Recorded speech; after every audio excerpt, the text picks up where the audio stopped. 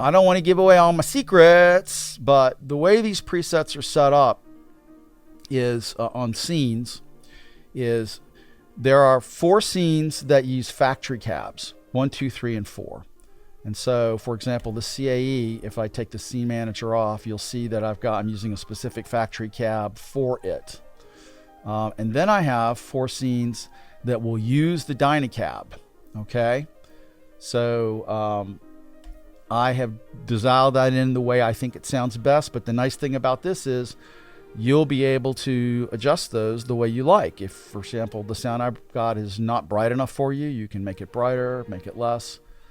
Generally, I use the ribbon mic and the Dynamic 2 mic, but it all depends on the amp and what I need to hear out of it. So that's not I don't always do it that way. And what you get is scenes 1 and 2 are Strat mids, Strat flatter. And the scenes 3 and 4 are Tele mids and Telecaster flatter. And then scenes 5 through 8 are exactly the same amp settings, but they use the Dynacabs. So what's cool about this is you can listen to scene 1 with the factory cab and then go to scene 5 and it's the same amp and decide whether you like the Dynacab sound better or the factory sound better. Because sometimes the factories have some cool built-in things into them that maybe the Dynacab can't quite get exactly because it used a different microphone. I used a 421 that's not available in Dynacab. So this gives you both options. It's kind of cool. And the thinking is a lot like LiveGold, right? Where scenes 1 through 4 were for humbuckers, and then scenes 5 through 8 have a little boost if you want to use single coils.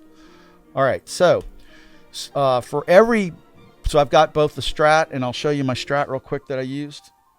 I think this will show up on there. This is more of a modern Strat. It's a custom team built. I got in the mid 2000s and I really like it. It's really great. So I used that because I wanted to have a kind of a modern Strat, but then I used a lot more of a vintage guitar Tele for this. This is it's got a vintage 68 neck. It's got Lawler pickups on it. I really love this Tele. It's awesome. So those are the 2 guitars I used to dial it in, but I've had other people over here using their guitars and it sounds great. In fact, there'll be a demo video coming out here in the next couple of weeks with a great guitar player from Austin named Dave Shear, where he plays around with some of these things. We just kind of go through, I don't know, over a dozen of the amps and you can hear how they sound. And the amps will change and the cabs will change as well. And you can see that through here. So I've got something called Strat mids and Strat flatter. So I've dialed stuff so that I can push the mids a little bit on these for the sound, because sometimes that's what you need to push out in a band or for a particular part.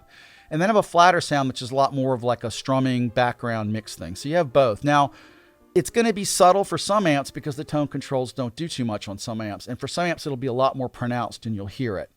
But that's the idea behind this, is you can pick whatever sounds best to you as a clean sound. There is a compressor at the beginning of this. You can adjust the compressor. The compressor is important because it kind of tames the low end bass and brings the treble strings up to make it a more consistent signal in the amp. You can turn it off. It's fine. Doesn't matter to do that. But I think it's essential to getting that kind of nice compressed long sound when you play cleans that kind of goes on. And that one's used more as a compressor. And there are 3 or 4 channels there, and you can also play with those. The README manual, which you should read, lays out some of the choices in some of these things. I also have a drive that's never on in any of my presets. This drive is mostly clean boost. This is drive 2. I strongly suggest that you put your own drives in here. You're going to find these things. It's a great pedal platform. It's going to work really great. You're going to really like using your favorite pedals in here, and you'll see which ones kind of match better than others. I was playing with this last night. I mean, I liked what the Max Off 800 did. I'd never used that drive before, but it sounded really good. Just making that clean amp sound a little dirtier. Then you're going to see a filter block, and the filter block is always on, and it's just adding a boost of about 5 dB to your single coils going into the amp. And that helps make the sound bigger for single coils. Now, if you're going to use a humbucker guitar, and you can with these, I would turn the filter block off when you use the humbucker guitar. Because you don't need that. The humbucker hits the amp harder than the single coils do. So That's why you can use, you know, like the middle position of humbuckers or the neck without a split coil. That'll help with that. And of course, we talked about the amp and the 4 sounds: Strat mid, Strat flatter, Tele mids, Tele flatter. We talked about the cab. There is a compressor after the cab, and this is kind of what's like kind of done in a studio. So it's after the cab and the mic. And I do use a little bit on the Dynacabs of the built-in mic preamp stuff, which I may have to turn off for the FM3 for processing reasons, for CPU reasons. But the compressor here is really not really a compressor that's adding squish. It is more of a limiter. It shouldn't always be on. It might be on a little bit, but it's only about a dB or 2, and it's really to kind of just make sure that everything is smooth coming out of it. I really like that sound. You can always turn it off if you don't want it. It's subtle. It's not a heavy thing. I also have a secret weapon over here, and this secret weapon is a GEQ that's a 5-band passive. And this is really good coming after the compressor. If you want to pull something out, if it's too bright for you, or it's too much bass, or it's not enough of something, I really like this 5-band because of the low, mid, high. It's just really easy to adjust. A little bit goes a long way. I mean, I rarely use more than 2 dB on this, depending on what's going on. If you want to use this not for live, but for your studio, for recording, this is a great way to change that overall tone that is set up for playing live and loud. It's going to have a lot of bass like a good clean amp would. This is a place where you can tame some of that in addition to just having a low cut on your DAW, a high pass filter is the way I should say it. On your DAW, that's another way to do that. These are going to have a lot of bass in them because they need to. That's what the amps would do that are clean, that are turned up. And then I put in a chorus for some of this, and it'll vary from sound to sound. And then I have a delay that can vary from sound to sound. I use a different delay, for example, for the Mesa Boogies, that kind of thing. And then this is really important. There's a reverb block that I do use for every preset in here just about. And that's because I love the new spring reverb algorithms in the Fractal. And that's the other reason it's not available at this moment for the FM9, FM3, because the firmware that has those new spring reverb algorithms has not gone over yet to the FM9 and FM3 in terms of their firmware updates. And when that happens, these presets will work on there. Otherwise, it won't work right now.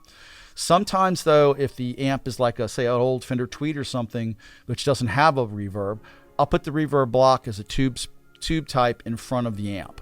In other words, I'll put them in different places. There's also, sometimes it's not shown here, a tremolo block. Some amps have that in there, and that is an integral part of it, and it can be located between the amp and the cab or after. It all depends on what I feel like. So those are again the cleans, and they're organized in good shape, and so you can find stuff that you like. And I just saw a problem here that I'm gonna have to fix by adding a plus to it. Ha ha ha. And then over here, this will be familiar to you. If you already have LiveGold, you will recognize the layout. It's exactly what you're used to for LiveGold. So it's got the same kind of scenes of cleaner, lower rhythm, and then high gain, and then the single coil variations for it. And then for Naked Amps, as you know, it's a little more my creative palette. I'm not married to just trying to take one sound and gain it up or down. So I get to play with that a little bit. Like here's the EVH Stealth, and so I build in little Easter eggs throughout all of this. I put in like a pitch here and a flanger here in these presets. So this is more of a extensive Eddie Van Halen kind of a thing with that EVH Stealth. You know, there's a new Joe Satriani green lead, and then I'll just, like I said, I'll do different things here. It's not like a low gain to high gain straight up. This is my artistic palette. And this one has a looper as well. It's got the compressor afterwards like others do, and the GQ as well for Naked Amps, because there's a lot more room to do that in those. So anyway, that's a quick walkthrough of the PlusPack. I haven't played on any of this, of course, but you'll be hearing a demo of it pretty soon. And I just want to make it clear again, this is something that I'm hoping will do well